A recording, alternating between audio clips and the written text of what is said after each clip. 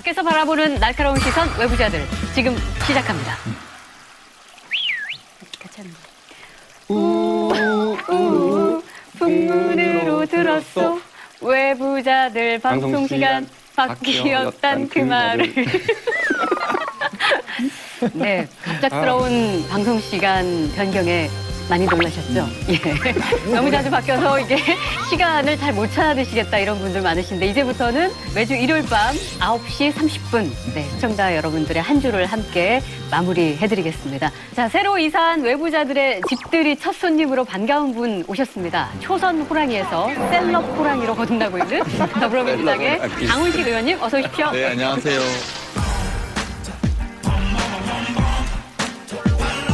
오래간만에 왔는데 너무 비웃으시는 거 아니에요? 너무 아니 우리가 강훈식 의원님처럼 이렇게 이런 막 조어까지 해가면서 그런 게스트가 없잖아요. 왜 이렇게 특혜를 주는 거예요? 아껴주시는 만큼 무럭무럭 잘하겠습니다. 아니, 벌써 이렇게 모션할 때도 이제 어흥할 때 그때 느낌이 다시 살아나는 것 같아요. 지금 그죠? 이제 봄도 되고 그랬기 때문에 곧 이제 털갈이를 할 때가 됐잖아요. 그 유명한 분자 표변이라고 완전히 새로운 계기가 될 거고. 저도 털가리고 우리 당도 좋은 털가리를 잘 하도록 하겠습니다. 와, 예. 4.3 보궐선거로 정치권이 뜨거운 한 주였습니다. 이게 뭐 단 2석이 걸린 미니 선거이긴 했지만 결과가 가지는 의미는 상당히 크다고 볼 수 있죠. 예, 이번에 국회의원 선거가 치러진 곳이 두 곳이죠. 자꾸 하신 고 노회찬 의원의 지역구 그리고 정치자금법 위반 혐의로 의원직이 상실된 한국당의 이군현 전 의원의 지역구 이 두 곳 다 경남 지역입니다. 네. 그렇기 때문에 경남의 민심의 향배를 갖다 가늠할 수 있는 선거가 이번이 됐던 것 같아요. 그래서 미니 선거였지만 상당히 의미가 이제 컸죠. 그런데 뭐 예상대로 창원, 성산에서는 여영국 후보가 당선됐고요, 정의당에. 그다음에 통영, 고성에서는 이제 정점식 후보가 당선이 됐죠. 예. 그 결론부터 얘기하면 이 결과보다 저는 내용이 굉장히 중요했다. 그 통영고성을 놓고 보면 나름 뭐 양문석 후보가 또 선전했어요. 사실 40% 가까이 얻었으면 과거에 뭐 무투표 당선까지 나왔던 지역인데 그럼에도 불구하고 요 앞에 지방선거에서 그 지자체장을 다 석권했던 민주당이. 예, 민주당이 했었죠. 예. 그런 것에 비춰볼 때 상당히 큰 저류의 변화가 있었던 것이다라고 얘기할 수 있고 6대4 정도의 결과였잖아요. 저 창원 성산은 결과적으로는 우리 여영국 후보가 아주 신승을 했지만 막판에 역전이었죠. 거의 뭐 예. 정말 아슬아슬했잖아요. 만세! 만세! 창원 경제를 살린다. 우리 창원 살린다고 주장하는 바입니다, 여러분. 네, 안녕하세요.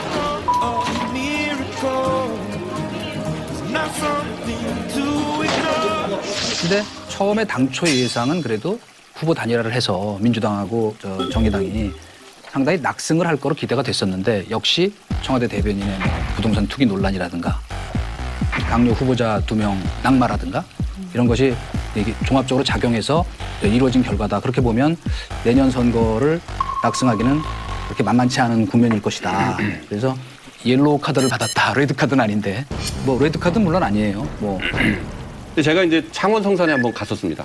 저희 후보 지원을 하러 한번 갔었는데 그 후보 단일화가 가기 전에는 후보 단일화가 됐으니까 뭐 낙승을 하겠지. 그런데 실제로 가보니까요. 얘기를 들어보니까 전혀 그렇지 않다라는 걸 느꼈어요. 바닥 민심이. 제 생각에는 왜 이런 일이 일어났느냐? 그 바닥 민심은 원전 사업을 하는 두산중공업이 창원에 있고 가동률이 반토막 이하로 떨어져서 그 경제 타격이 무지막지 크다. 탈원전 정책 때문에.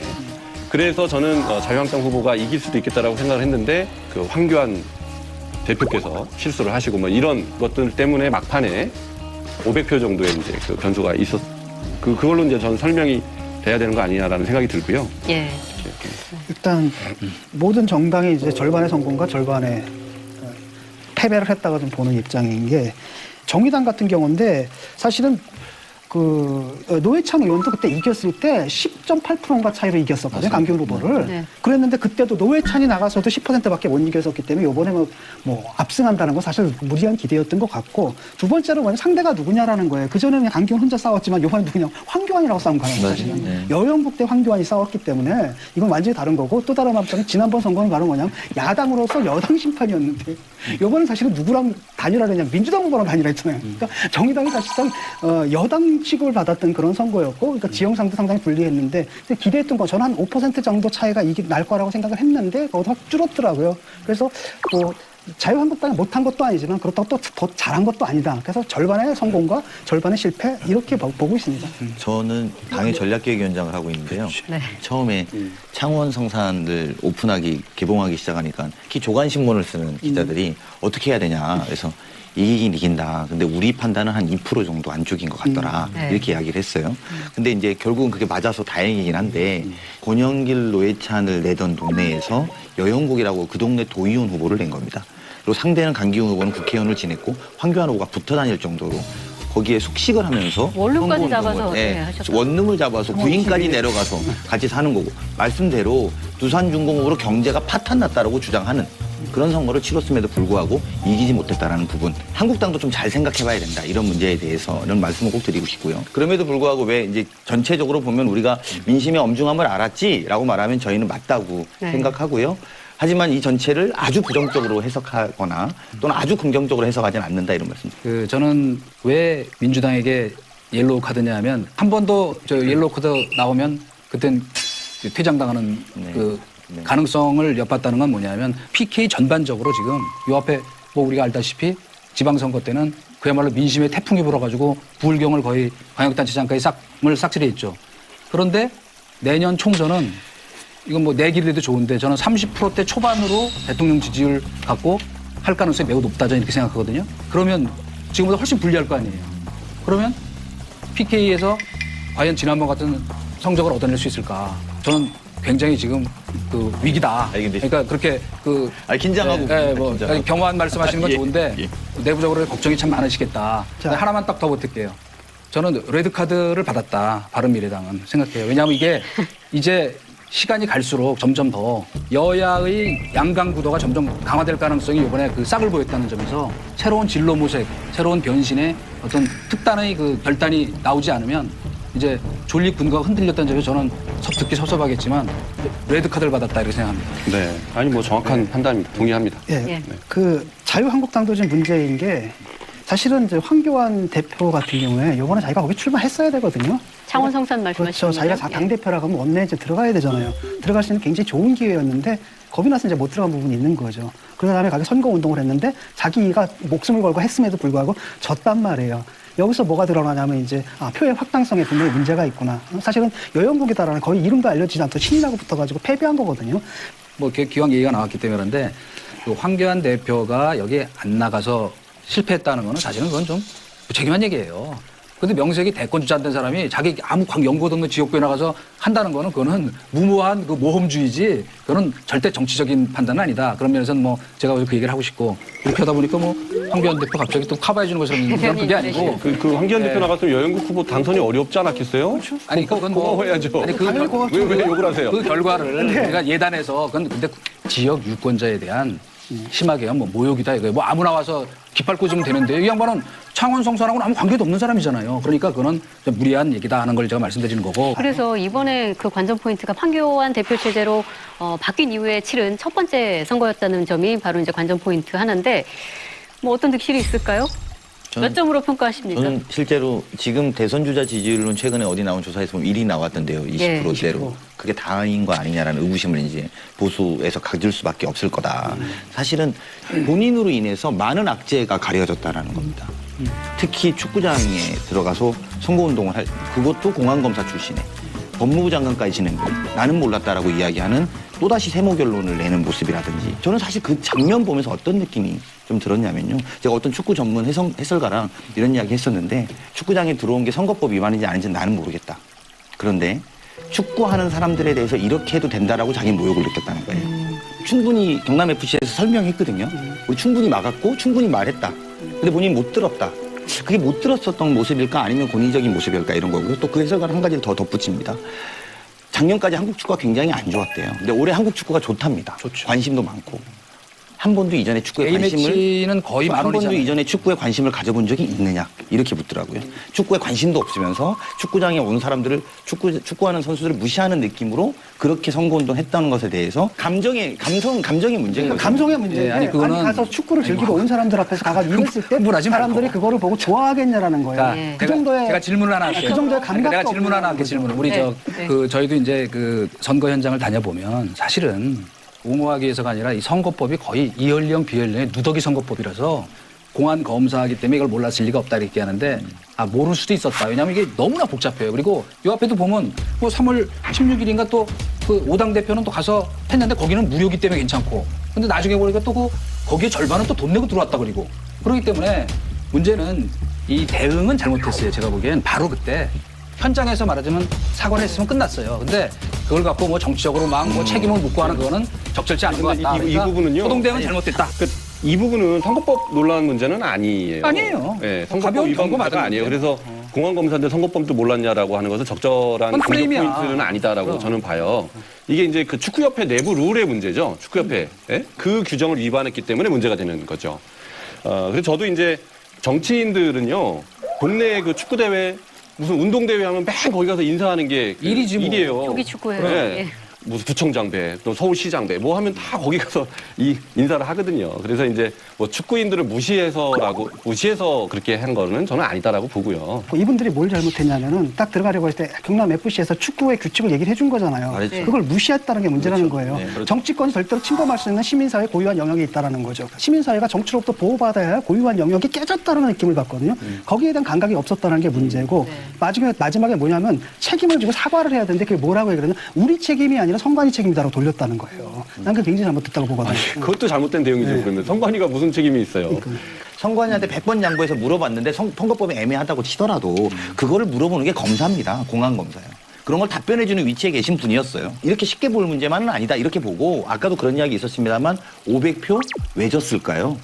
실제로도 그 마지막 동에서 몰표가 나왔다는 거 아닙니까? 그 몰표가 있는 동이 바로 운동장에 축구장. 있는 동이랍니다. 예. 그 운동장 앞이 가지고 있는 그 국민 정서적인 문제에 대해서 한국당에서 그래 우리가 그런 실수가 있었구나라고 하면 되는 들을 것이지. 거예요. 선거법이 어려워 이런 문제는 본질이 아니, 다른 그 사람들이 문제예요. 얘기한 게 아니고 나도 경험에 비추어 볼 때 네, 네. 그렇더라. 그래서 그 약간의 실수도 개입이 됐겠다. 그러나 소동대응은 잘못됐다. 그리고 지금은 돈 물어주면 되겠다. 그게 좋겠다. 이렇게. 그리고 뭐 황교안 대표의 유쾌하게. 축구장 그 유세 논란과 더불어서 선거운동 과정에서 또 논란이 됐던 사건이 하나가 있는데 오세훈 전 시장의 고 노회찬 의원 관련 발언이었죠. 유세하는 거 보니까 노회찬 정신이라는 거를 자주 이야기하는 것 같습니다. 솔직히 말해서 그렇게 자랑할 바는 못 되죠. 뭐 때문에 이 선거가 다시 열리고 있습니까? 돈 받고 스스로 목숨 끊은 분 그 정신을 이어받아서 다시 정의당 후보가 창원 시민을 대표해서야 되겠습니까? 아마도 그것 때문에 진보 쪽 유권자들이 좀 결집하는 데 도움이 되지 않았을까 그런 생각이 들고 그분이 원래 이제 그런 말하고 좀 잘 안 어울리는 이미지를 갖고 있었는데 그런 말까지 하는 걸 보고 나는 굉장히 급한 모양이다 이렇게 생각을 했죠. 오세훈 전 시장은 이런 얘기를 할 자격이 없다라고 저는 생각했어요. 왜냐하면 고 노회찬 전 의원이 불행한 일을 당하게 된 이유가 원외 정치인에 대해서 정치 자금을 조달할 수 있는 길을 완전히 막아버려가지고 그렇게 된 거 아니에요? 그 법을 누가 만든? 그게 오세훈법이에요, 오세훈법. 아 맞다. 맞습니다. 예. 아니 자기가 만든 법 때문에 원외 정치인들이 그렇게 고생을 하고 자기도 지금 고통을 당하고 있어요. 자기도 이제 원외 정치인이 돼 보니까 자기가 만든 법이 얼마나 문제가 있구나라는 걸 자기가 느끼고 있거든요. 근데 그런 원인을 제공해서 불행한 일이 발생을 한 건데 거기다 대놓고 원인 제공자가 이렇게 조롱하는 것은 저는 인간적인 도의로도 그렇고 정치인으로서 절대로 저는 그래서 많이 화가 나더라고요. 네. 제가 그냥 조금만 분석적으로 말해보면 전략기획위원장이시니까. 분석적으로만 말해보면 선거를 한국당 입장에서 아까 경남FC의 논란과 이 오세훈 전 시장의 발언이 굉장히 미치는 영향이 컸는데 오세훈 전 시장이 고 노회찬 의원을 모욕한 것은 민중당의 약 지지층들이 있습니다. 그분들도 노회찬 의원에 대한 애잔한 마음은 있거든요. 예. 그거를 저는 투표시켰다고 보고요. 오세훈 전 시장이 왜 이런 발언을 했을까 생각해보면 이게 한국당이 지금 자리 잡힌 그러니까 강한 발언이 스타가 된다라는 나름대로의 풍토가 황교안, 나경원 의원을 지나면서 자리 잡고 있는 부분에 대한 폐해입니다. 원래 오세훈 전 시장은 그래도 좀 합리적인 분이라는 것으로 알려졌고 지난번에 한국당의 선거에서 보면 당심은 황교안 의원이었어도 민심은 오세훈 의원이었다는 게 남아 있었는데 이 민심에 찬물을 꼈는 저는 역행했다. 그래서 굉장히 본인의 좋은 정치의 커리어 또는 이미지에선 나쁜 사례를 남기게 됐다. 저는 이렇게 생각합니다. 그래서 이번 선거에서 자유한국당이 확장성의 심각한 한계를 드러냈다라고 제가 판단하는 게 바로 그 부분이라는 거죠. 투표율 낮은 뭐 보궐선거 같은 데서는 오케이 그 효과를 볼 수 있지만은 전 유권자를 대상으로 할 선거에서 과연 그런 전략으로 얼마나 자기들의 외연을 넓힐 수 있는지 거기서 지금 심각하게 고민할 때라고 보고요. 또 하나 지금 뭐 하나 걸려 있냐면은 5.18 망언했던 사람들에 대한 징계 문제 있잖아요. 아무것도 안 하고 예. 있죠. 그럼 어떻게 돼가고 있는 거예요? 그게 이제 하나 시금석이라고 봐 이 사람들이 어떻게 할지를. 예. 그거 망언 징계 안 하면 탈당하신다 그랬잖아요, 이수성님. 저요? 예. 해야지. 탈당하신다고 방송에서 약속하셨잖아요. 친박당 도로 친박당한테 돌아간 부분. 제 징계 안 하면 나부터 탈당할게. 아니 근데 유성님 잠깐 까먹고 있었어. 이게 우리나라 빨리 바뀌니까. 제 예언대로 안 하잖아요, 지금. 이제 선거 끝난 지 얼마 됐다고 그래. 지켜보라. 뒤돌려 보라고 지금. 이제 하는 건가요? 그 한편으로는 민심의 엄중함을 다 같이 깨닫는 그런 기회가 됐다. 그거는 자유한국당도 마찬가지다. 이기는 것도 중요하지만 큰 전쟁에서 이기지 전투에서 이기고 전쟁에서 지면 망하죠. 그죠? 그런 의미에서 저는 상당히 좋은 약도 되고 보완도 됐다. 그러나 결론적으로 황교안 그 대표로서는 상당히 안착하는 도움이 된 건 사실이다. 그거는 인정해야 한다. 이렇게 생각합니다. 자, 그럼 바른미래당 손학규 대표는 어떻게 되는 건가요? 뭐 워낙 재보궐선거 시작 전부터 이현주 의원이 뭐 온갖 막말을 쏟아내면서 10% 득표를 못 얻으면 그만두셔야 된다. 막 이런 말까지 했는데. 이번 선거에서 제일 참 민망한 것은 바른미래당이죠. 그건 뭐 부인할 수 없고요. 근데 이제 손학규 대표가 한 달 넘게 거기 내려가 계셨어요. 최고위원회 할 때 잠깐 올라오셨다가 또 내려가시고 저렇게 올인했다가 좋지 않은 결과가 나왔을 때 어떻게 할 것이냐라는 우려가 굉장히 컸습니다. 그런데 워낙 본인의 의지가 강하셨어요. 내가 이거 해야지 뭘 하겠냐 이렇게 말씀을 하셨어요. 그래서 말리지를 못했는데 손학규 대표의 비판적인 그런 분들조차도 다 내려가서 일단은 다 도왔단 말이에요.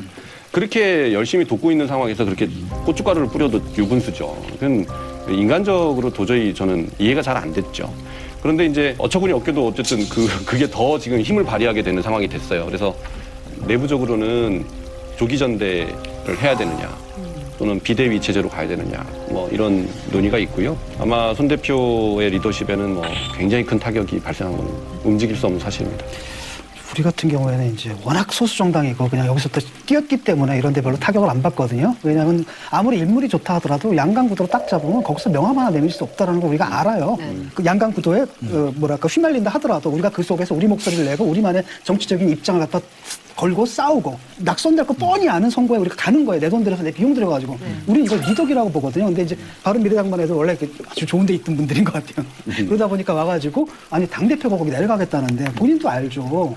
그럼요. 잘 아시죠. 그다음에 그 선거에 패배하면 자기한테 위기가 온다는 거 모르겠어요? 근데 당대표가 그것 때문에 안 내려가? 그게 말이 안 되는 거잖아요. 그런데 거기다 대고 뭐 뒤통수에 대고 10%뭐 이렇게 자기가 그럼 자기가 하면 10% 올릴 수 있어? 그거 아니잖아요. 어떻게 그런 식의 비판하는지는 이해가 안 가요. 근데 이현주 의원이 참 아이러니하게 오히려 한국당 황교안 대표하고는 굉장히 훈훈한 분위기를 연출하고 있는데 이건 또 어떻게 된 걸까요? 가고 싶은가 보죠. 근데 저는 이런 모습이 없어져야 된다고 생각을 하거든요. 저는 이제 이런 분들은 정치하면 안 된다고 봐요. 정치인이 자기의 정치적 입장을 밝힐 때는 내가 왜 정치적 신념을 바꿨는지에 대한 국민적인 해명이 있어야 되거든요. 공적 해명이 있어야 되는데 한 번도 없이 딱딱딱딱 계속 옮겨가고 이제는 저까지 간단 말이죠. 이제는 거의 그 자유한국당에서 상당히 극단적인 축까지 갔단 말이죠. 또 하나는 뭐냐면 그 발언의 질 같은 거 있잖아요. 저게 과연 정치적 언어로 우리 사회에서 통용이 되어야 되느냐라고 했을 때 가장 질 낮은 정치적 언어를 사용하고 있거든요. 그래서 이런 분들은 좀 퇴출 좀 시켰으면 좋겠어요. 근데 탈당 안 하겠다. 특히 아니, 그 탈당이 아니라 유권자들이 그냥 정치에 대해서 없애야 돼 이런 것들. 이런 분들은 제명을 해버려야 돼요. 정치가 어쨌든 말로 하는 거고 말에 공격을 하는 거지만 최소한의 품격과 최소한의 도리라는 게 있는 거 아닙니까? 자당의 대표이잖아요. 그리고 자당의 대표가 이렇게 헌신하고 있는 고령의 정치의 선배인데 이런 식의 표현 벽창호다, 찌질하다. 이런 식의 표현으로 본인이 무엇을 인정받으려고 하는지 저는 오히려 의문스럽고 뭐 좀 문제가 있는 건 그런 아니죠. 예, 그러니까 저는 그런 것들은 우리가 좀 밀어내고, 그러니까 논쟁과 토론, 뭐 저는 싸움도 할 수 있다고 봅니다만 표현의 수준 그리고 사회적인 공공의 선을 실천하겠다는 기본의 자세를 의심하게 하는 발언들은 피해야 되는 거라고 저는 생각합니다. 아주 짝이 착 잘 맞는 것 같아요. 황교안, 뭐 나경원, 오세훈, 거기에 이원주까지 하면 환상의 조합이죠. 정말. 이분이 사실 가야 될 때가 어디냐면 김무성 전 의원의 부산 영도? 그 영도잖아요. 네. 근데 그걸 아마 김무성 의원이 주력할까? 이제 관심법까지 동갑되는 거야. 됐어. 김치국 마시든 말든 나. 우리 저 이거 떨어지니까 그만합시다. 네. 품격 떨어져. 토크의 퀄리티를 위해. 계속되는 장학선 사건 수사와 함께 여성 피해자 보호 문제도 또 하나의 쟁점으로 떠오르고 있습니다. 사건의 본질은 여성 대상 범죄다. 2차 가해를 멈춰라는 이 간절한 외침이 여성 단체뿐 아니라 사회 곳곳에서 지금 터져나오고 있죠. 예, 그렇습니다. 사실 이 문제가 가장 본질적인 부분이 이 부분인데 실제로 보도되거나 아니면 검찰의 수사 방향 실제로 이 부분하고 좀 떨어져 있다는 느낌이 들거든요. 뇌물죄로 간다라든지 뭐 등등등등 경찰의 비리라든지 뭐 검찰의 비리라든지 이렇게 가다 보니까 가장 문제가 됐던 이 부분들은 사실 가려졌다는 느낌이 들 정도거든요. 그래서 사실 그동안 우리 논의할 때도 진민주 그렇죠. 교수님께서 계속 그 부분을 지적을 해주셨는데 예. 여기서 수많은 여성 단체들이 이제 사건의 진상 규명을 요구하면서 다시 한번 이제 이건 여성 대상 범죄 이게 이 사건의 본질이다라는 점을 갖다 다시 상기시켰고요. 수백 명이 모이기도 하고 또 1천여 개의 여성 단체가 있는데 다 모여서 공동으로 기자회견도 개최했습니다. 그리고 저도 사실 좀 공감하거든요, 이 부분이. 네. 그러니까 남자들이 좀 이렇게 좀 반성해야 될 필요 이런 게 좀 있다고 보는 게. 그러니까 자기가 하는 행위가 이게 범죄라는 사실에 대한 인식이 너무 희박한 것 같아요. 예를 들어 정주영 동영상 나왔다라고 하면 어디서 볼 수 있나 이런 글이 올라온다는 거예요. 왜냐하면 그게 내가 그걸 찾아서 보는 행위가 정준영 씨가 저지른 범죄를 완성시켜주는 행위잖아요. 근데 그런 의식이 없고 그냥 오히려 뭐랄까 더 보고 싶어하는 예. 이런 것들이 좀 있어가지고 이런 부분에 대해서 우리 사회에서도 좀 한 번은 좀 되돌아봐야 되지 않는가. 그다음에 또 하나는 뭐냐면 내가 이렇게 얘기를 하면 상대가 정색을 하고서 너 막 그러면 안 되지. 그래서 너 그게 이렇게 얘기를 하는 게 아니라 같이 맞장구 치는 이런 이상한 남성연대 이런 것들이 있다는 게 좀 문제고요. 네. 바로 그런 분위기 속에서 정준영 씨의 범죄도 이루어졌다라고 봐요. 그러니까 저는 실제로 그런 의미에서 보면 제2의 정준영은 어디에나 있으나 보이지 않는다. 저희가 이제 그걸 되게 명심해야 될 것 같고요. 지금 정준영 검색하면 걸그룹 이름이 연관 검색으로 뜨고 있어요. 그래서 네. 그걸 또 누군지 찾아보고 있는데 이것 자체가 범죄라는 인식을 저희가 좀 해야 될 것 같고요.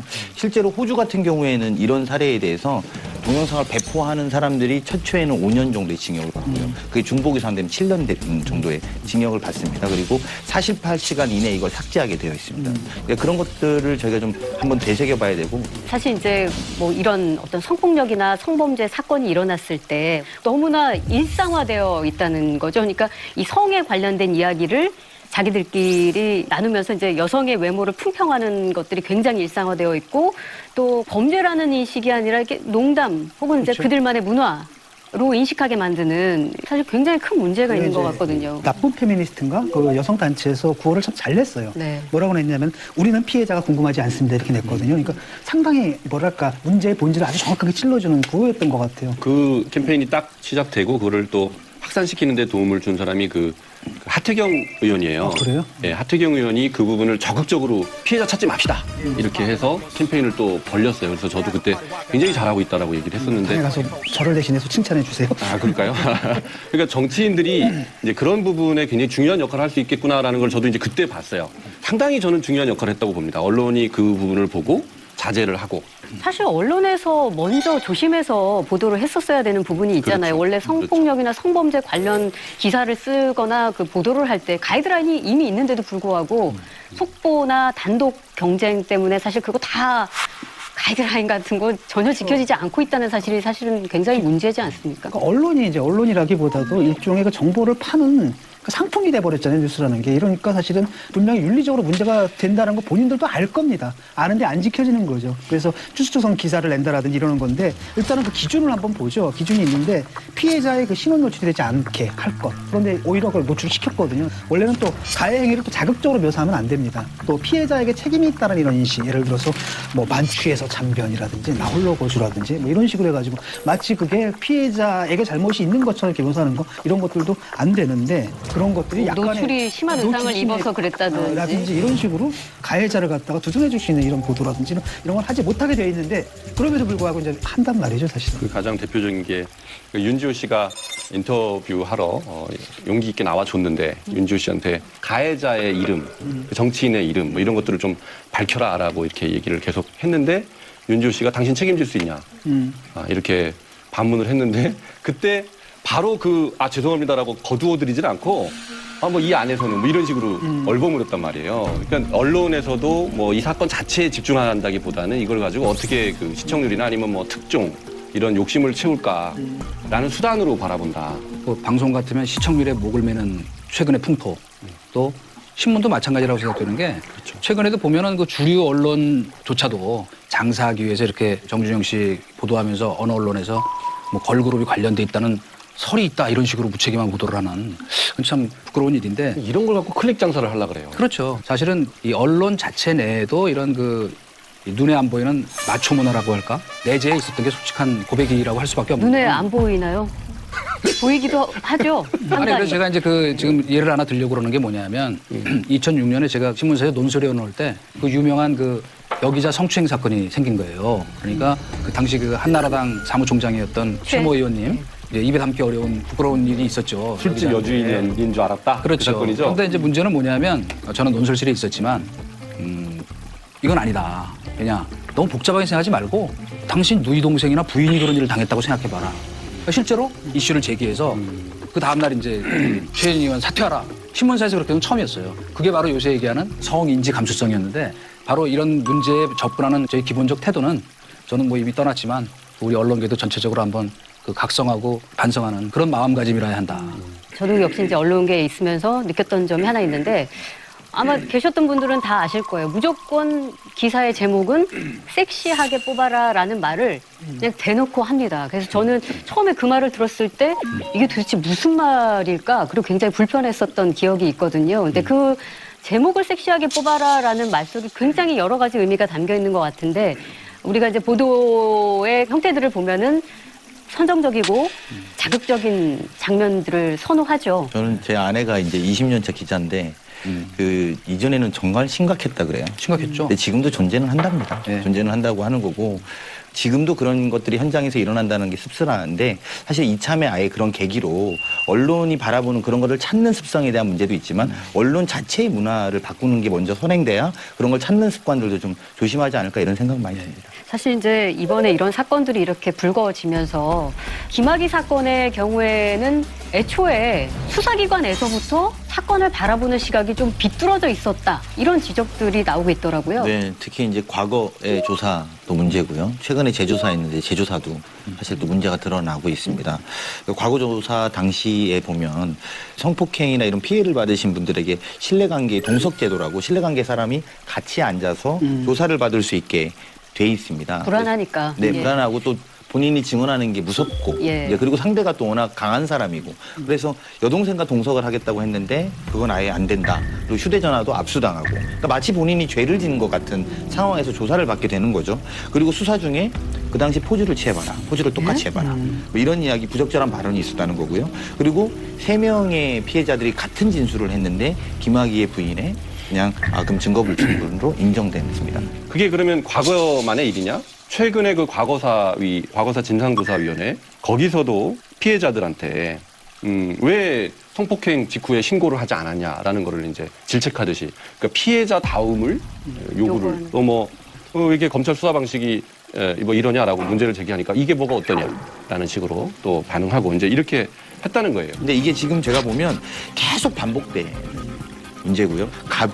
갑질 중에 을에 대한 가장 악질적인 행태를 저희가 하는데 그걸 조사하는 과정 또한 굉장히 악질적이기 때문에 제2차의 피해들이 자꾸만 양상되고 있는 2차 피해가 2차 가해가 이루어지고 있는 거죠. 사회적으로 보면 그분들은 피해를 당해서 한 번, 또 조사 과정에서 피해, 또 지금 다시 언론에 나오면서 또 다시 피해, 네. 끊임없이 피해의 트라우마 속에 살고 있는 거죠. 여기 또다시 찬물을 끼얹는 경찰의 부실 대응 논란도 있었습니다. 사건의 핵심 증인인 윤지호 씨가 밝힌 내용 정말 충격적이었어요. 예, 이분에 따르면은 뭐 경찰에서 스마트워치라는 걸 지급을 했다고 합니다. 그래서 예. 그걸 이제 위급한 상황이 오면 누르게 돼 있는 모양이죠. 근데 눌렀는데 10시간 동안 경찰과 아무런 연락이 되지 않았다고 합니다. 윤지호 씨가 이제 직접 청와대 국민청원글을 작성해가지고 국민들의 분노가 막 잇따르니까 경찰 측이 이제 거기에 대해서 뒤늦게 좀 사과를 했고요. 예. 또 그 과정에서 또 어떤 충격적인 사실이 밝혀졌는데 사건 초기에 경찰이 뭐 이분한테 뭐라고 했냐면 뭐 키가 170cm 넘으니까 뭐 알듯 모른 듯한 그러니까 너 당신 뭐 안심하라는 얘기였죠. 뭐 170 넘으니까. 납치의 위험이 납치 없으니까 위험이 안심해도 없으니까 된다. 근데 아주 오래전부터 수차례 신변 위협을 느껴서 신변 보호해달라고 요청을 했음에도 불구하고 그게 이루어지지 않아서 사비로 사설 경호원을 그동안은 뒀었는데 그마저도 이제 네. 불안했던 거였잖아요. 그러니까 이분이 동작 경찰서가 보호를 하고 있었다라고 경찰이 밝혔어요. 저도 이제 깜짝 놀랐는데 그 얘기를 듣고 사실은 윤지호 씨가 어디 있는지는 밝혀서는 안 되는 거거든요. 상당히 그 본인 입장에서 압박감을 느꼈을 거예요. 불안감을 느끼고요. 이거부터도 너무 매뉴얼이 없고 초보적인 거죠. 맞아요. 허술하고. 예. 뭐 숙소로 옮겼다고는 하나 네. 그러니까 정말 A부터 Z까지 다 엉망인 거죠. 근데 이제 지금 바뀌어서 뭐 여성 경찰 5명이 24시간 교대 근무를 하면서 지킨다라고는 하는데 이렇게 정말로 중요한 사안의 키를 쥐고 있는 사람을 이렇게 경찰이 느슨하게 한다는 건 정말 참 잘 이해가 안 됩니다. 저도 이제 그분 TV에서 이렇게 나와서 인터뷰하는 거 보니까 몇 가지 되게 인상적이었던 게 있는데 하나는 본인이 이렇게 무슨 검사를 했는데 전 태어날 때부터 천성적인 낙관적인 사람이다 이런 것들을 SNS에 올렸어요. 이게 무슨 말이냐면 난 자살하지 않으니까 내가 혹시 잘못된다면 그거는 누군가가 뭔가를 했다는 사고사나 자살로 그런 거, 인정되지 않게 않게 해달라 이런 거고 TV에 나와서 마카롱 보면서 막 울더라고요. 그러니까 본인이 왜 이렇게 평범한 삶을 살지 못하는 올바른 정의를 위해서 인생이 망가지는 게 사실 보는 것만으로도 되게 가슴이 아프고 그래서 이런 게 사실은 미국 같은 경우에는 증인보호 프로그램으로 보호되는 것 아닙니까? 그러니까 실제로 1970년에 만들어진 증인보호 프로그램으로 40년 이상 미국이 이제 이런 것들 좀 해가고 있는데 미국 같은 경우에는 60일 이내에 일자리를 찾아주고요. 그리고 원한다면 성형수술도 해준답니다. 네. 그리고 심지어 증인뿐만 아니라 증인의 가족까지 과거를 다 지워줍니다. 신분증도 새로 주고. 신분증은 뭐 물론이고요. 학교 기록, 병원 기록, 그다음에 신용카드 기록 모두 다 지워서 아예 새로운 신분을 보정해준다. 이사 비용까지 대준다는 거예요. 물론입니다. 그래서 지금 이렇게 보호하고 있는 미국의 증인은 8,600명 정도고요. 가족들은 9,000명이 좀 넘는 수준까지 하고 있다고 우리는 하는 거죠. 증인 보호 시스템이 아예 없는 아예 건가요? 없는 아예 그냥 개념이 아예 없는 거죠. 근데 참 이런 부분은 저희가 정말 제도적으로 좀 잘 만들어야겠다는 생각이 듭니다. 미국이 이 범죄 그 증인 보호 프로그램에 쓰는 돈이 연간 $10,000,000가 넘는다고 합니다. $10,000,000. 증인 보호 프로그램이라고 하니까 뭐 객관적인 제3자를 보호한다 이렇게 생각을 할 수가 있는데 그 증인은 피해자예요, 피해자. 법원에서 증언을 할 수밖에 없는 피해자. 피해자를 보호하는 프로그램입니다. 이렇게 이제 생각을 하시면 좀 더 직관적일 것 같아요. 그러면 가해자, 범인 입장에서는 자기한테 불리한 증언을 한 피해자에 대해서 보복하려는 동기가 생기는 거잖아요. 네.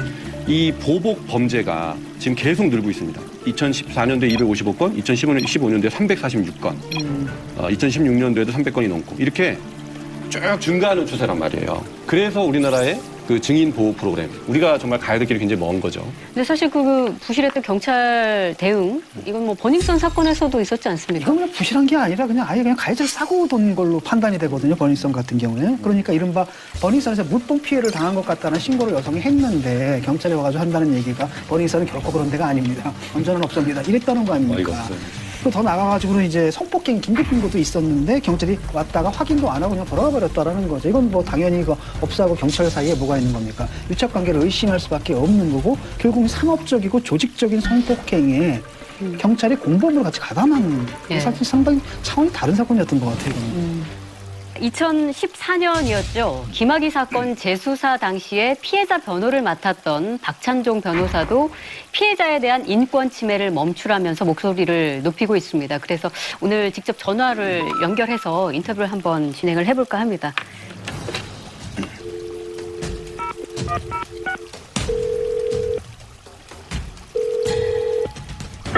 최전혜이죠. 예, 안녕하세요. 예. 예, 박찬종 변호사님, 외부자들 박혜진입니다. 그 피해자를 처음 만나셨던 시기로 조금 돌아가 보면 박근혜 정부 시절이었던 것 같은데 처음에 어떻게 이 사건 피해자의 변호를 맡게 되신 건가요? 그러니까 이른바 1차 수사라고 하는 것이 2013년 11월 2일에 종결이 돼가 검찰이 불기소청을 했죠. 직후에 피해자 이 씨가 박근혜 대통령 앞으로 청와대 신문고를 통해서 호소문을 올렸습니다. 엄벌에 처해달라고. 네.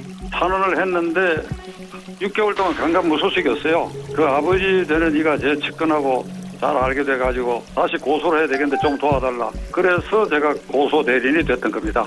그 박찬종 변호사님께서 그 사건을 이제 맡으신 건가요? 그 법적으로? 지금은 피해자를 검찰이 소환해서 이제 여러 가지 물어보고 하는 그 단계에 예. 필요하다면 그 본인이 또 도와달라고 원하고 있으니까 예. 오늘 그때 봐서 제가 결정하려고 합니다. 예, 가장 걱정인 게 아무래도 사건 발생부터 지금까지 수년째 고통을 겪어왔을 피해자 상황인데요. 지금 변호사님께서도 최근에 직접 만나셨죠? 지난주에 만났었는데 지금 외상성 스트레스 증후군을 앓고 있어요. 그 정도가 어느 정도인가 하면 손이 간헐적으로 떨리고 잠도 제대로 못 자고 그렇게 해서 건강이 아주 나빠져 있는 상태입니다. 사건 재조사와 함께 지금 매일 언론에서도 대대적인 보도가 이어지고 있는데 이것이 또 피해자한테는 상당한 심적인 부담이 될 수도 있지 않습니까? 이런 부분에 대해서 힘들어하지는 않던가요? 그런 점보다도 너무 억울한 일을 당했기 때문에 이 억울한 걸 풀어주기만 하면 사람답게 살 수 있겠다는 이런 생각을 갖고 있기 때문에 그 희망 속에서 지금 나날을 보내고 있습니다. 검찰이 과거에 수사를 할 때 일반적인 수사 과정과 별 차이가 없다 이렇게 이제 계속 주장을 하고 있는 것 같은데 변호사님 그때 보시기에는 이렇게 결론을 내려놓고 대충 처리하는 식의 그런 인상을 받으셨을까요? 제가 고소 대리를 맡았던 피해자 이 씨의 경우에는 수사에서 검찰이 진지하지 못했다. 그 제가 요청했던 것은 대질 신문을 요청했거든. 그리고 현장 검증. 원주 별장에서만 성폭력이 이루어진 것이 아니고 시내에서도 반복적으로 이루어졌거든요. 그러니까 시내의 윤중춘 씨가 전세를 얻은 오피스텔 현장 검증 거기에서의 대질 신문 요청했는데 이거 전부 거부당했고 피의자 신문을 안 했어요. 피의자 신문을 안 했다고요? 예, 이 불기소 이유를 보면 1차 조사 때 피의자 신문 김학의 윤정천에 대한 그 내용을 그대로 가름한 것 같아요. 2차 수사에는 1차 수사 때와 다르게 피해자가 피해 상황을 자세히 설명하고 이랬는데도 피의자 신문까지도 안 했다. 그게 전체적으로 불실 수사가 명백하다. 제가 궁금한 게요. 가해자 피해자가 서로 진술이 엇갈리고 다르면 대질신문 요청하면 보통은 들어주지 않습니까? 근데 그때 검찰이 그 대질신문을 하지 않겠다라고 얘기했던 무슨 논리가 나름대로 있었을 것 같은데요? 그냥 안 해버리는 걸 뭘 어떻게 합니까 우리가? 특별한 설명 없이 그냥 안 하겠다? 그냥 안 해버리는데 어떻게 예. 연락하겠다 가서 기다리라 이래놓고 어느 날 불기소 결정문이 날라와 버렸으니까 뭘 할 말이 어디 있어요. 네, 안녕하십니까. 저는 잘 모르실 텐데 국회의원 강훈식이라고 합니다. 잘 모르는 게 아니라 잘 알고 있습니다. 제가 본인 스스로 잘못해가지고. 심하게 그러세요. 아니 셀럽호랭이가 너무 겸손한 것 같아. 전직 의원이 현직 의원을 못 알아보면 안 되고 대우를 해드려야죠. 아유, 예, 제 얼굴 빨개지고 있습니다. 지금 말씀에. 저도 좀 궁금한 거 한두 가지 여쭤보겠습니다. 그러면 그 변호사님 말씀으로는 어쨌든 검찰 선배인 김학의에 대한 부실 수사 내지는 축소 은폐의 가능성이 존재하는 거다 이렇게 보시는 거죠? 그러니까 지금 이제 정치 공방을 하고 있지 않습니까? 여야 간에. 네네네. 제 짐작으로 1차 수사는 본인이 현직에 있었으니까 어떻게 본인이 작용했는지는 알 수 없으나 2차 수사 때는 자기보다 상위 서열자 법무장관과 검찰총장 그런 정도인데 거기 새삼스럽게 찾아가가지고 선배님 저 일 좀 잘 봐주십시오. 밑에 지시해 주십시오. 이렇게 하기는 어려웠지 않겠느냐. 네. 이건 이제 검찰 내부 조직의 생리를 체험한 사람으로서 이제 그런 느낌이 없고 그 당시 그 수사를 담당했던 팀들은 이 양반이 이런 일만 안 당했으면 검찰총장이나 법무부 장관이 예약된 대선배다. 그런 것에 대해서 부담을 갖고 있었지 않겠느냐. 뭐 그렇습니다. 변호사님께서 일관되게 특수강간 혐의 주장하고 계신 걸로 알고 있는데요. 그 부분의 근거라고 할까요? 그런 건 어떤 거라고 여쭤보면 되겠습니까? 글루밍 성폭력이라는 개념이 최근에 생겨나 있죠. 그건 가해자가 피해자에게 호감을 갖도록 만들고 동독한 관계를 유지해서 심리적으로 피해자를 지배를 하고 난 다음에 이제 성행위를 하는 거. 이것도 성폭행으로 다 인정되는 겁니다. 그런데 피해자 이 씨 경우에는 지속적인 폭행, 협박, 흉기, 위협, 강제성의 그 범위를 벗어날 수 없는 상황 아래서 성폭력이 이루어졌다. 윤중천 그런데 씨가 피해자를 흉기로 협박했다는 말씀이시죠? 흉기로 협박했죠. 수시로 권총 갖고 협박하고 그런 거지. 너 내 말 안 들으면 넌 재미없다라든지. 그러니까 한 여성을 말이죠. 완전히 심리적, 물리적, 직접적 위협을 가하는 포로한 상태를 만들어가지고 했으니까 아니 글루밍 성폭력도 강간죄로 인정되는 마당에 이거는 직접적으로 신체에 닿는 폭력. 그러니까 형법에 규정되어 있는 강간죄 구성 요건에 딱 맞도록 그게 딱 해당되지요. 이게 그 개념이. 검찰 당시에 그쪽의 얘기를 들어보면 이 씨가 당시에 그 뒷모습이 촬영이 돼서 본인이라고 특정할 수 있는 확증이 없다. 그때 입고 있던 옷을 본인이 보관하고 있었기 때문에 그걸 제출하겠다 그랬는데 결국 옷을 또 제출을 안 했다 그러단 말입니다. 그렇기 때문에 자기네로서는 이 씨의 피해라고 하는 것을 정확히 입증해내기가 쉽지 않다. 이렇게 이제 변명하고 있는 것인데 그 부분에 대해서는 혹시 뭐 그 정확한 얘기를 들어보셨습니까? 제가 피해자 이 씨로부터 들은 바에 의하면 자유로운 분위기가 아니었다. 네. 계속 협박을 받았다고. 그러니까 뭐 본인이 주눅이 들어있는 그런 상태고 겁을 먹고 있었다 이거죠. 상당히 그 위협을 받고 있는 상황이었기 때문에 정상적 예. 대응을 할 수가 없었던 것이다 이 말씀이죠. 예. 그런데 그럼에도 불구하고 이게 워낙 시간이 많이 지났기 때문에 현실적으로 특수 강간으로 다시 지금 처벌하기가 쉽지 않다는 게 법조계 안팎의 그 얘기거든요. 근데 그 기본 팩트는 어디 도망가거나 멸실되질 않습니다. 그러니까 모든 범죄에 동영상이 필요합니까? 동영상이 흠이하다. 그러면 그는 이제 보조 증거가 될 수 있는데 보조 증거가 불확실하면 다른 주 증거들이 지금 넘쳐나고 있는데 따라서 그곳에서 있었던 동영상이 흠이하니까 이 혐의를 인정할 수 있겠느냐. 오래되고 그런 관념을 갖고 있는데 그건 잘못된 관념이라고 생각합니다. 네. 자, 오늘 인터뷰 고맙습니다. 감사합니다. 김학의 성범죄 의혹 사건의 피해자 변호를 맡고 계신 이 박찬종 변호사였습니다. 한편으로는 이 사건들의 정치권까지 나서서 오히려 본질을 흐리는 거 아니냐 이런 지적도 나오는 상황인데 어떻게 보십니까? 우선 뭐 이 수사가 진상 규명 차원에서 이루어져야 한다는 원칙에 대해서야 뭐 누가 반대하겠습니까만은 굳이 그 대통령이 직접 나서서 이렇게 수사 지휘권을 행사하듯이 말씀하시는 것이 적절했는가 하는 거에 대해서는 거듭 얘기하고 싶고 또 더 중요한 것 중에 하나는 저희가 이번 적어도 버닝썬 사건에 관해서는 하나는 그런 벌어지고 있는 여러 가지 그 이 사회 병리 현상에 가까운 이 문제점 또 하나는 그 비호 세력으로서의 어떤 권력 유착 의혹인데 그 윤총경이라는 분에 대해서 물론 수사를 하고 있겠지만 이슈에서는 지금 증발해버렸어요. 솔직히. 그 사람이 청와대까지 갔고 경찰의 인사 담당관으로서 과연 어떻게 이 사람들이 뒤를 봐줬을까 하는 유착 의혹을 밝히려면 이 사람을 둘러싼 주변의 금융계좌 그다음에 돈 거래 추적을 해야 되거든요. 쉽지 않을 거예요. 현금이 했더라도 현금으로 했을 테니까. 근데 지금 김학의 사건에 이제 와서 그때 조사를 안 한 금융계좌 추적하고 이제 뇌물 사건으로 이거를 다루겠다고 사실 그쪽이 훨씬 더 가능성이 높거든요. 그래서 요번에도 그런 초점을 흐리는 정치 공방이 되면 다 초점이 흐려집니다. 물타기에 매몰되지 말고 그 부분도 정확히 조사해서 말하자면 성역 없이 수사해서 밝히는 것이 매우 중요하다. 그러니까 대통령이 이제 여기에 대해서 한 말씀하신 건 굉장히 중요하다고 봐요. 왜냐하면 대통령은 사실 여당을 대표하는 것도 아니고 야당을 대표하는 것도 아니고 전 국민을 대표하는 분이잖아요. 그런 부분이 하나의 이제 사회적인 가치관의 변화를 촉구한다는 의미에서 그건 적절했다고 보고. 자꾸 대통령이 나서고 뭐 저 여당이 나서서 이걸 공격하고 뭐 황교안 논란이 마치 사안의 지금 본질인 것처럼 그건 나중에 밝혀지겠죠. 외압이 있었으면. 그러니까 저는 이 얘기를 하고 싶어요. 이제 더 이상 정치권은 여기 관여하지 마라. 검찰 수사 끝날 때까지. 그리고 자기네 얘기 나올 때는 수사 결과 나올 때 기다리라고 그러고 맨 그 야당과 관계되는 거 할 때는 먼저 정치적 공세부터 하고 그거는 곤란하다. 이 얘기를 하고 싶은 거예요. 이번 사건 자체가 재수사가 들어간 게 청와대 청원이 있었고 대통령이 응답한 것에서부터 시작된 거잖아요. 그걸 안 했으면 아니 대통령이 안 해도 할 수 있었어요. 왜 대통령이 그대 그 말로는 얘기하고 싶어요.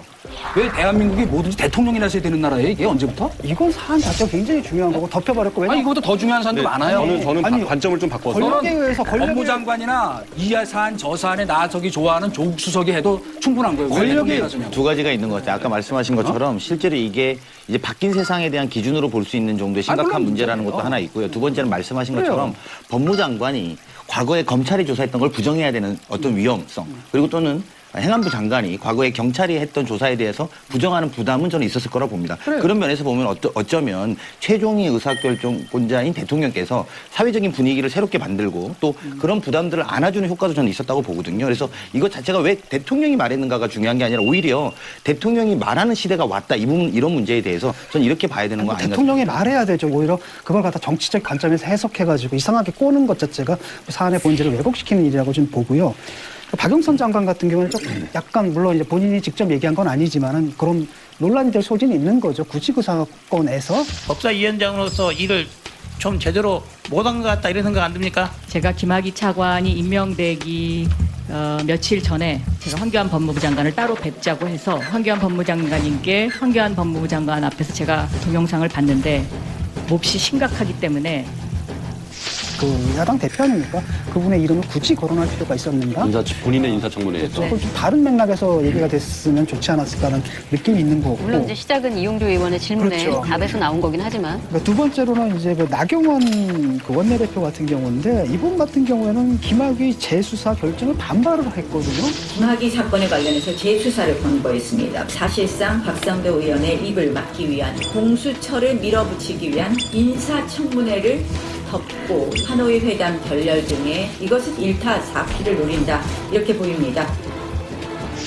근데 이제 아마도 황교안 대표가 거론됐기 때문에 그렇게 반발하는 것 같은데 아무리 그렇다 하더라도 여성의 인권이 더 중요하지 자기 대표의 그거보다는. 대표가 또 중요하죠. 본인은. 본인한테는. 아니 뭐 그걸. 그러니까 저분한테 도대체 여성의 인권이다라는 것이 갖는 비중이 저거밖에 안 되는가? 응? 대표님 아니보다도 못했던가? 이런 자괴감을 갖게 만들더라고요. 박영선 의원은 저한테 왜 이용주 의원이 질문했는지를 모르겠다는 거예요. 아, 그래요? 그건 전 직접 저한테 이야기를 제가 들어서 말씀을 좀 드리면 네. 김학의 성돌장 사태에 대해서 도대체 왜 밝히지 못했느냐, 능력이 있느냐 이런 식의 질문이었거든요. 나는 그 당시에 황교안 법무장관한테 이걸 충분히 이야기했다 따로 불러서 그러니까 당시에 박영선 그 후보가 그러니까 법사위원장이었기 그렇죠. 때문에 법사위원장이었기 때문에 네. 그런 질문은 이제 능력을 검증하는 과정에 나온 것으로 보여져요. 제가 볼 땐 나경원 원내대표의 포지셔닝은 정말 저는 이해가 안 갑니다. 특히 아까 말한 것처럼 작년 9월에 비동의 간음죄 법안 발의를 대표 발의하셨어요. 그게 yes means yes예요. 굉장히 상징성이 있었고 야당 대표가 그런 발의를 했을 때 저희 여당에서도 굉장히 반기는 기류들이 있었거든요. 근데 이런 것 자체를 그냥 피해자의 아픔을 정쟁의 도구로 다 한 번에 물타기가 되는 듯한 느낌? 그리고 진정 여성을 위해서 본인들이 좀 나서줄 때 야당이 목소리를 좀 담을 수 있는데 이런 부분에 대해서 저는 많이 안타깝다 이런 생각이 들고요. 그리고 실제로도 좀 성폭력 피해자 본인 판사 출신이고 이래서 그런 것도 좀 기대감이 있었는데 그런 것들 한 번에 좀 다 이렇게 덮어버린 듯한 그리고 그거를 원내대표라는 이름으로 그냥 정치의 공방으로 만들어버린 것 같아서 굉장히 안타깝게 봤습니다. 나경원 원내대표 얘기는 뭐 저도 뭐 저 옹호할 생각은 전혀 없어요. 그러나 아마도 그런 취지라고 저는 이해를 하는데 사회적으로 논란이 일어나는 사안을 이 정치권의 논쟁으로 갖다 집어넣어버리면은 진영 논리처럼 돼버려가지고 나중에 무엇이 진실인지 가리기가 굉장히 어렵게 돼버려요. 그렇게 얘기했었으면 더 좋았을 것 같아요. 이 진상규명과는 별개로 정치권이 나서가지고 이거 갖고 정략적으로 이용하는 태도는 우리 서로 지양하자. 네. 근데 이제 저는 좀 시각을 바꿔서 이제 여성 정치인에 대한 기대가 있는 거죠. 여성 원내대표니까 이 부분에 대해서 좀 관심을 가지지 않을까라는 이제 그건 국민들의 기대죠. 이게 남성 정치인, 여성 정치인의 문제가 아니고요. 그 사람의 문제라고 생각하세요. 아까 폴리티컬 커렉트니스 말씀하셨는데 그 사람 자체가 올바른 사람이냐 아니냐의 문제지 그렇지. 이 사람이 여성 정치인이기 때문에 더 문제가 될 수 있다. 이런 식의 시각은 저는 또 다른 그 여성에 대한 차별이 될 수도 있다. 이런 문제 제기를 합니다. 나경원 대표가 이렇게 말했어야 된다고 생각을 해요. 왜냐하면 이 사건은 일단은 여성 인권 침해 아주 심대한 사건이다. 두 번째 그다음에 또 고위 권력이 지금 개입한 사건이잖아요. 굉장히 심각한 사안이고 반드시 재수사가 되고 철저한 재수사가 되어야 된다. 하지만 이걸 정치적으로 이용하지 말아라. 왜냐하면 좀 전에 말씀하신 것처럼 그것이 문제 해결을 어렵게 할 수 있다. 이게 적절한 반응이었다고 봐요. 맞습니다. 그런데 이걸 갖다가 하지 말아라라고 나온다는 건 잘못된 거죠. 엄청 잘못된 거죠. 지난 한 주 부동산 문제가 핫 이슈로 급부상했습니다. 그것도 경제면이 아닌 정치면이라는 점에서 좀 더 씁쓸한데요. 이 논란의 기폭제가 된 김의겸 전 청와대 대변인이 스스로 물러났지만 불법 투기 의혹으로 고발을 당하면서 검찰이 수사에 착수를 했죠. 예, 정부 공직자윤리위원회가 있는데 여기서 이제 공개를 했습니다. 공직자 재산신고 내역을.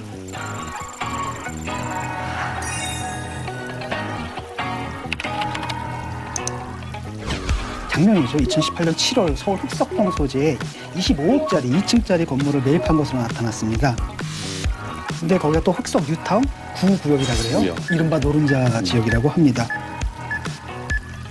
여기에 대해서 이제 김의겸 전 대변인 같은 경우는 뭐라고 해명했냐면 30년 동안 전세 생활했다. 그래서 청와대 자리에 물러나면 갈 곳도 없어서 집을 사려고 했던 것이다. 지금 80 넘어가 있기 때문에 좀 넓은 집에서 살고 싶었다. 그리고 흑석동에 친척이 부동산 중개업을 하는데 그 친척이 좋은 매물이라고 소개해줬다. 이건 사실 투기가 아니라 실수 여자를 위한 투자다. 뭐 이런 식의 개념으로 해명을 했습니다. 근데 이제 이 아파트를 사기 위해서 엄청나게 많은 돈을 대출을 받았잖아요. 그렇죠. 대출을 받은 건 금융비용이 발생할 거 아닙니까? 근데 금융비용이 이게 보통 사람들이 감당하기 힘든 수준의 금융비용이 발생해요. 근데 그럼에도 불구하고 대출을 받아 이걸 샀다라는 것은 거기서 엄청난 시세 차익을 노린 거라고 할 수밖에 없잖아요. 그리고 그런 이야기도 있지 않았습니까? 그러니까 자신은 몰랐고 근데 그거 말이 안 되죠. 아내가 아니 그 많은 돈을 알아서 하는데 했다. 그게 모르고 그 집안 사람이 모르고 칠 걸릴 수 있는 일이 아니죠. 사건이 아니라는 거죠. 사고가 아니라는 거죠. 이 또 동작구 요 흑석동도 제 지역구죠. 그래서 가봤어요. 요 위치, 요 건물 위치는 원래 이제 잘 아는 곳이고 그쯤에서 한번 거기 밥 먹으러 가봤었어요. 근데 그 동네 사람들이 그러더라고요. 저 청와대 대변인이 아니라 흑석동 대변인인 것 같다. 그래서 흑석동에 최근에 이제 그 부동산 침체되면서 매물이 조금 쌓이고 있었는데 그게 일거에 다 해소가 됐다. 김우겸 전 덕분에. 대변인 덕분에. 그래서 그 중개업자들이 좋아하더라고요. 근데 저는 이제 이 사건에서 이게 뭐 투기다 아니다라는 것은 그거는 핵심적인 쟁점이 아니라고 보고요. 첫 번째 우리가 봐야 되는 포인트는 청와대 대변인으로서 일하면서 자리를 이용해서 얻은 부동산 개발 정보를 여기에다가 이용했느냐 이거라고 봅니다. 왜냐하면 이분이 2018년 7월에 이 집을 샀어요. 그런데 그 다음 달에 동작구가 투기 구역으로 지정이 돼요. 바로 한 달 전에 산 거죠. 그러니까 그 직전에 산 거예요. 그런데 그때는 문재인 정부가 부동산 급등 때문에 모든 부동산 정책에 이제 규제를 이런저런 투기 잡겠다고. 내놓을 예. 때예요. 그러니까 청와대에서 관련 회의도 많이 열렸겠죠. 대변인은 모든 회의에 들어가라라는 게 문재인 대통령의 방침이었고, 그러니까 회의에 들어가서 이런 투기 지적 지정 이런 정보를 저는 봤을 거라고 생각해요. 그래서 그걸 활용해서 미리 이걸 구입했다. 네. 그래서 이제 그 의혹이 저는 첫 번째 포인트가 돼야 된다고 생각하고요. 두 번째는 위선이에요, 위선. 빚내서 집 사지 말아라. 그래서 대출을 엄청 강화를 했잖아요. 그런데 그런 와중에 청와대 대변인이라는 사람이 이렇게 특혜 대출을 받아가지고 이렇게 정부 정책에 거꾸로 가는 역행하는 그런 짓을 한 거죠. 그러니까 저는 그런 위선적인 모습, 요 두 가지가 그 의혹에 대한 포인트다 네. 이렇게 봅니다. 저희 입장에서는 일단 먼저 송구스럽고요. 국민들한테 이런 문제가 청와대 대변인한테 있었던 것에 대해서 송구스럽습니다. 특히 대변인이란 자리는 국민을 이해시켜야 되는 자리인데 국민들이 이해하지 못할 일로 물러났다. 저희는 이렇게 생각합니다. 이 청와대 대변인에 대해서 상당히 오해들을 많이 하는 것 같아요. 우리가 그냥 대통령의 입이다 그러니까 그냥 뭐 자꾸 그렇게만 생각하는데 사실은 그게 아니고요.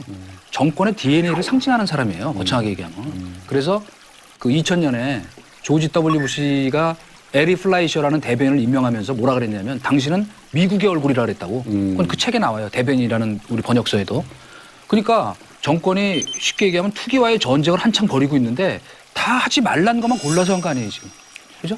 갭 투자, 투기 지역, 특혜 대출 받아서 했다는 것. 그래서 저는 참 의아한 게 이건 간이 큰 건지 왜냐하면 거의 유리어항 비슷하거든요.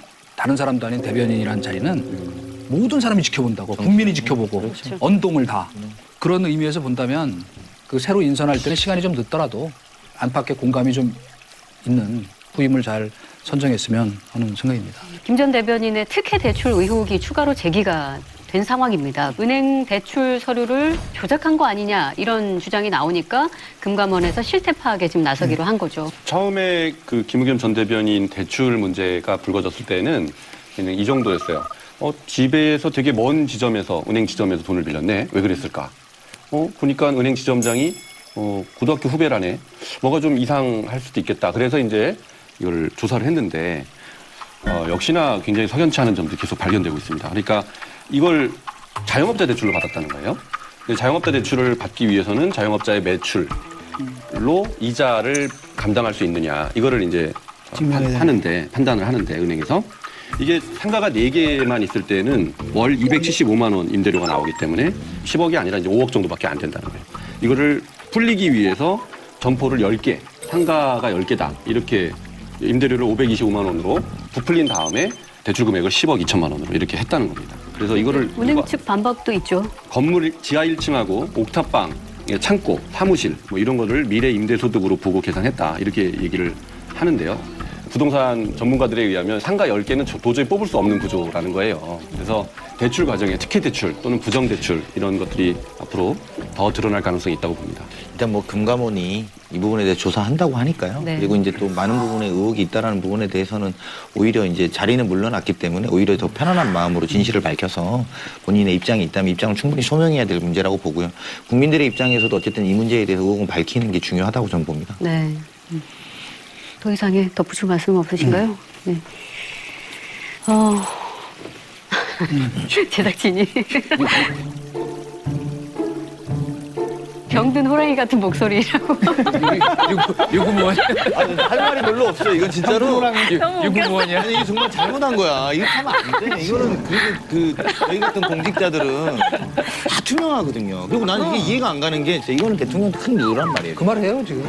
아이, 너무 야박하잖아요. 그래. 사람들이 우리도 너무 다 같이 그런 심정이야. 너무 야박해서 말을 못 하겠어요. 아니, 그래. 정말 이렇게 살고 싶으면 그냥 공직 내놓지. 그럼에도 불구하고 저는 사실은 이동관 수석께서 정확하게 말씀하셨다고 보는데 투명한 유리 공간, 어항 속에 산다라는 걸 반드시 인지하고 무엇보다도 도덕적으로 높이려고 노력해야 된다 저는 봅니다. 네. 참 뭐 이래저래 지금 문 정부가 좀 난감한 상황이 아닌가 싶습니다. 앞서 장관 후보자로 지명이 됐던 7명 가운데 4명이 다주택자로 드러나면서 부동산 청문회였다 이런 말까지도 나왔었죠.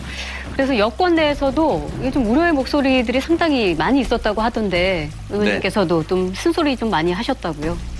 충남 아산 출신의 더불어민주당 강훈식 의원입니다.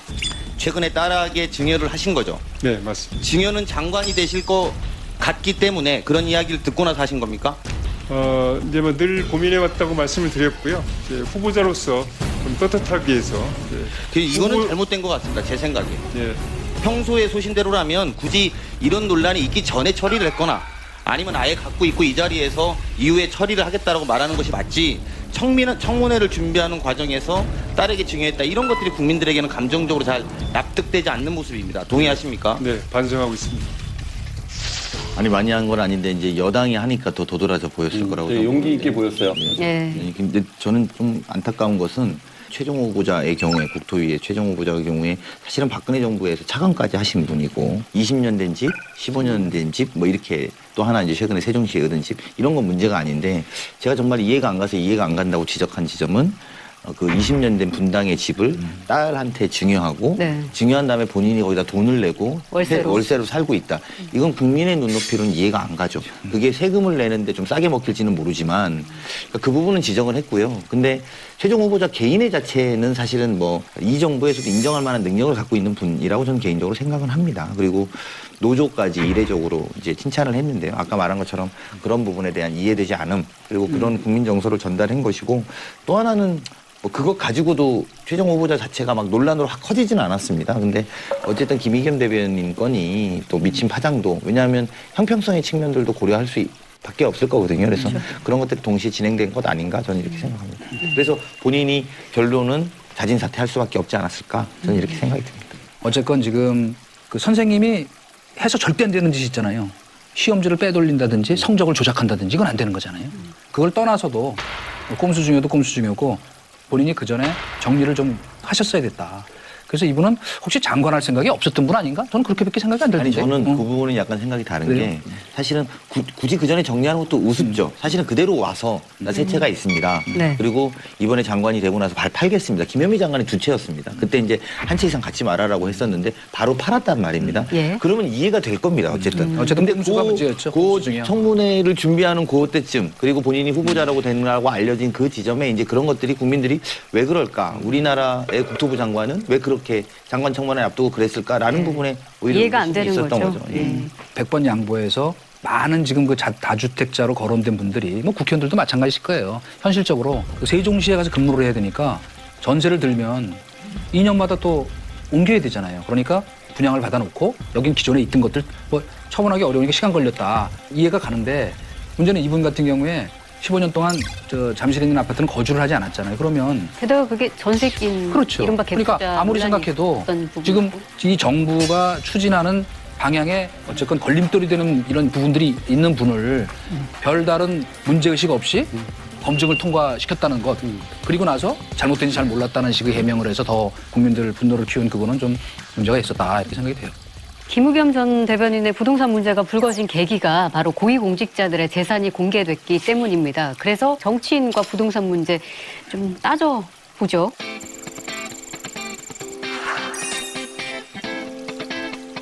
국회 부동산 부자 1위가 민주당의 박정원 의원입니다. 그래서 이분이 마포구 상암동의 빌딩을 포함해서 352억 원 규모의 건물과 토지를 보유하고 있는데 실제로 이거보다 훨씬 더 비쌀 거예요.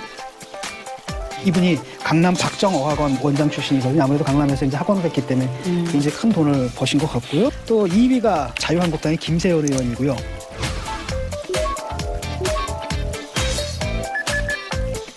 3위가 297억을 가진 박덕흠 의원입니다. 강남구 삼성동에 아파트를 갖고 있고요.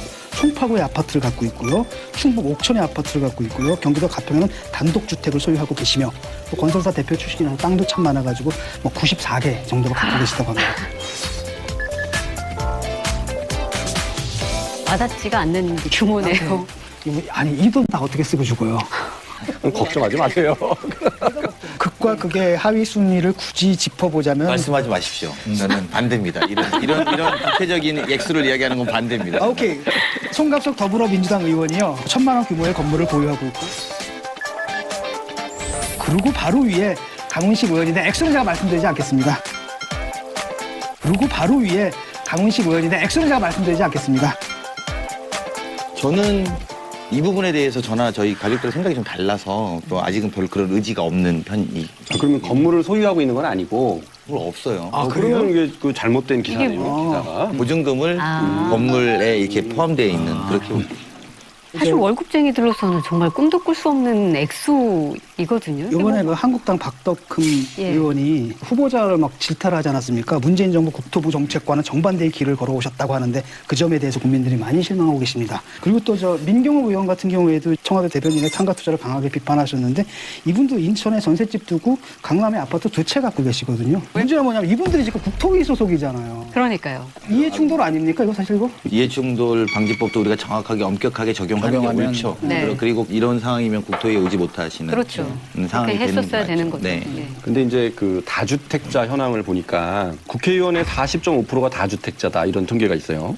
그 중에 주택 6채를 보유하고 있는 분이 이주영, 이용주 요 두 분. 근데 이제 그런 분들 말고 이제 다주택자라고 하는 사람들한테 2채를 가지고 있는 분들도 거기에 이제 포함을 시키는 것 같아요. 그죠? 근데 저는 그 기준에 대해서는 조금 이견이 있어요. 다자라는 건 마늘 다자인데 2채가 많다라고 얘기할 수 있는 건가라는 생각이 들고 두 번째 내용인데 예를 들어서 서울에 집이 있는데 세종시에 발령이 나서 거기도 집을 마련했다. 그리고 또 뭐 저 지방에 어디 또 집을 한 채 사놨다. 저는 그런 거는 비난할 수는 없다고 봅니다. 그런데 문제는 강남 3구. 그러니까 집값이 굉장히 오를 것으로 예상되는 이런 쪽에 이제 집을 2채 이상 갖고 있는 경우가 우리가 주된 이제 비판을 해야 되는 대상이다 이렇게 보는데 국회의원 중에 71명이 강남 3구에 주택을 보유를 하고 있어요. 근데 강남 3구에는 지역구가 8개밖에 없어요. 8개. 그러면 지역구 내에 집을 가질 수 있는 국회의원은 강남 3구는 8명이어야 되는데 71명이 갖고 있단 말이에요. 이게 대한민국 국회에서 강남이 과도 대표되는 거예요, 이게. 그 이유죠. 그죠? 우리 강남 위주의 부동산 정책으로 왜곡될 수밖에 없는 이유가 전 여기에 있다고 보는데 아니 그 8명이면 되는 그 강남 지역의 주택 보유자가 왜 71명씩이나 됩니까? 이런 것들이야말로 우리가 집중적으로 분석하고 비판해야 되는 대상이 돼야 된다고 봅니다. 저는 선악의 개념으로 정치인들이 다 부동산을 가지면 안 된다거나 많이 가진 게 죄다거나 뭐 이렇게 생각하지는 않습니다. 근데 적어도 아까 이제 우리 이해충돌 방지도 잠깐 이야기했습니다만 미국에는 그렇다는 거 아닙니까? 장관 중에 유난히 이민 온 사람을 잘못 쓴 경우에는 이 장관은 될 수 없다. 그게 법무부 장관이라는 거잖아요. 그리고 이제 우리도 자기 자식을 사교육으로 막 이렇게 공부시켰던 분이 교육부총리가 한다면 우린 반대하거나 또는 국토부 장관을 하려면 적어도 투기로서 부동산으로 돈을 버는 경험은 없다든지 그래야 이 사람이 하는 정책에 대해서 국민들이 신뢰할 수 있고 그런 정도의 룰들은 좀 암묵적으로 만들어 나가야 되는 거 아닌가라는 생각은 많이 듭니다. 아니 사실은 국회 내부의 그 윤리위원회 같은 그 경우의 그 운영을 진짜 엄격히 해서 이해충돌 방지법이 만들어지면 지금 얘기하신 것처럼 이러이러한 사람들은 이런 상임위에는 가면 안 된다든가 하는 자기 내부 규정을 만들어서 조정하고 충분히 그 운영할 수 있다고 생각하거든요. 그런데 이제 아까처럼 지적을 잘해 주셨는데 국민들의 혼란이랄까 분노랄까 하는 것들이 그런 거잖아요. 자기는 애들 저 외고 보내고 유학 보내고 여기서 제대로 교육도 안 시키면서 뭐 자사고 없애자 그러고 특목고 없애자 그러고 이런 것들이 사실 위선의 정치 아까 얘기하신 더 문제인 것이거든요. 그러니까 뭐 무조건 뭐 부동산이 더 있다 그래서 뭐 비판하고 하는 것보다는 그렇게 하나하나의 제대로 된 경우를 따져서 이것이 이제 이해 충돌의 원칙에 어긋나는가 하는 것들을 구체적인 강론적 사회를 실체적으로 움직여갔으면 좋겠어요. 그런 면에서 저는 빨리 이해 충돌 방지법부터 입안하고 청문회 제도도 고치고 그다음에 국회도 지금 사실 윤리위원회는 심하게 얘기하면 있으나 마나잖아요.